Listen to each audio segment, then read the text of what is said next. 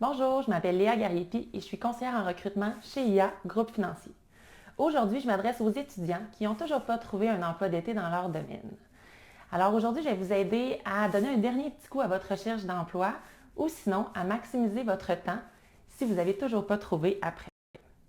Alors premièrement, pour essayer de vous trouver un emploi, je vous conseille d'améliorer, de peaufiner votre CV.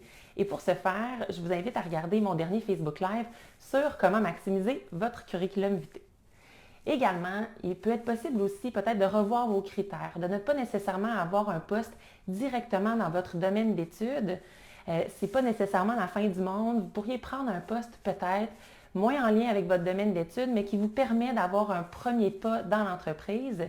Et si vous avez une vision à long terme, ça peut vous permettre éventuellement de vous faire une réputation et d'avoir le poste de vos rêves. Également, je vous invite à vous créer ou à améliorer votre profil LinkedIn.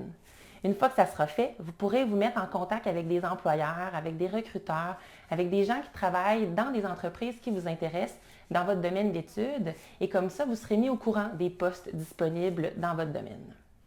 Je vous invite aussi à faire aller votre entourage, à parler à votre famille, à vos amis, aux parents de vos amis qui travaillent dans des entreprises qui vous intéressent. Souvent, dans ces entreprises-là, il y a des programmes de référence, donc ils pourront vous référer et ainsi envoyer votre CV aux ressources humaines. Aussi, une autre façon peut-être de vous faire des contacts, c'est de parler à vos professeurs. Souvent, les professeurs sont en lien avec des gens qui travaillent dans des entreprises en lien avec leur domaine d'expertise. Donc, ils peuvent être au courant de certaines opportunités d'emploi qui pourraient vous intéresser. Les professeurs eux-mêmes, parfois, peuvent avoir besoin d'aide durant l'été pour accomplir des travaux, des recherches. Donc, je vous invite à parler avec eux. En dernier également, de participer à des activités de réseautage de jeunes professionnels. Je pense à la Jeune Chambre de Québec, les Jeunes Philanthropes de Québec, les ordres professionnels. Parfois aussi en marketing et en communication, il y a des happenings. C'est l'occasion parfois, encore là, d'augmenter votre réseau, de discuter avec des professionnels pour être mis au courant des offres d'emploi disponibles. Si tout ça ne fonctionne pas et vous n'avez toujours pas trouvé d'emploi d'été, je vous conseille de garder votre emploi à temps partiel, celui que vous aviez peut-être pendant les études, ou de vous trouver un emploi complètement hors de votre domaine d'expertise.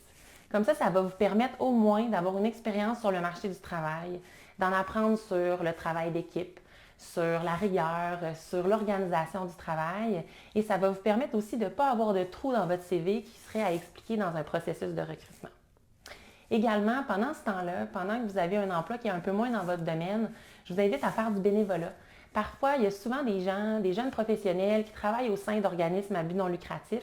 Donc, c'est une belle opportunité d'encore là augmenter votre réseau et de parler à des gens qui pourraient vous ouvrir des portes pour certaines entreprises. Et si tout ça ne fonctionne pas, je vous invite quand même à regarder tout au long de l'été. Parfois, il y a des opportunités qui s'ouvrent en juin, juillet. Donc, de rester à l'affût des opportunités d'emploi dans les entreprises qui vous avaient intéressé au départ. Alors voilà, j'espère vous avoir aidé un peu et on se revoit dans un prochain Facebook Live.